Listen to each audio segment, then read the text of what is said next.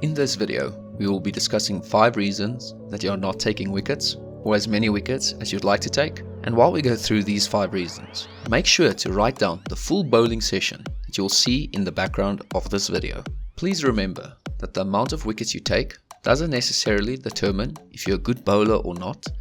A good bowler does what is required from them in their team dynamic, whether that be taking wickets or restricting the run rate and building pressure.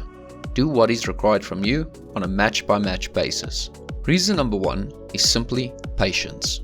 Patience in the bowling sense is the ability to stick to a desired line and length and stick to it for a long enough time frame. A lot of bowlers tend to get frustrated too quickly and end up leaking runs, reducing the pressure on the batting lineup by not sticking to the plan for long enough. An example of this would be a seam bowler bowling a good 5th stump line, short of a length, trying to get the bowler caught behind. After about 4 balls, the bowler will get impatient and attack the stumps with a fuller length delivery, looking for an LBW or possibly bowled. This ball normally gets hit for a boundary, releases the pressure on the batters in the middle, and undoing all the good work that has been done before that. Talking about pressure, this is the perfect segue to reason number 2, building pressure through consistency. Consistency is a paramount skill when it comes to any good bowler. Being able to hit your desired line and length as many times as possible will give you the best chance to get you that wicket that you've been aiming for. You will get these wickets by building pressure on the batter in the middle, by restricting the runs they are able to get and the balls that they are able to score off of. This frustrates the batter immensely, leading them to doing something stupid and, at the end of the day, costing them their wickets. We have covered rules that help you improve your bowling consistency in previous videos. I will link them in the description below, make sure to check them out. Talking about consistency, help us be able to post more videos more consistently by hitting that like button and subscribing to the channel. It would be highly appreciated. The third reason you aren't taking as many wickets as you want to is because you're lacking the ability to determine the batter's strengths and weaknesses.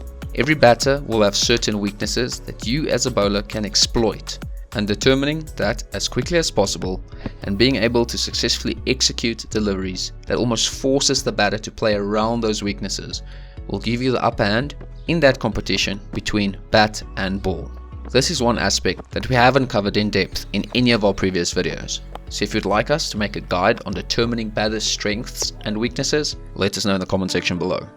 The fourth reason that we'll be covering in this video is bowling variations. In today's modern version of the game, every single bowler needs multiple variation deliveries that they can execute at any stage of the game. Variations help bowlers get the upper hand on batters by potentially catching them off guard. This happens because the delivery has something different about it, which forces the batter to adjust to that difference. A well-executed variation can be extremely difficult to pick up, leading to a reduction in balls available to score off of, building pressure, and ultimately taking more wickets. There's a wide variety of bowling variations out there, ranging from off and leg cutters, release point differences, release differences, and speed differences. We have covered the basic variations for off spin, leg spin, and seam bowling in previous videos. Check them out in the description below. The last reason you are not getting as many wickets as you would like is not bowling towards a game plan. This is the most important point on this list, and the one that the most bowlers avoid. The same as with batters, all bowlers have certain strengths and weaknesses, and knowing how to bowl towards your strengths can be the difference between you bowling well or having a terrible time of it on the day. Make sure to write down your strengths and weaknesses and set a field that allows you to bowl around those strengths for as long as possible, while the match situation allows it. This will help you get more consistent, reduce the amount of runs you concede, take more wickets, and ultimately enjoy bowling that much more. We have covered creating a bowling game plan in great detail in a previous video, so make sure to go check it out. The video will be linked in the top right corner as well as in the description below. Thank you all very much for watching this video and supporting this channel.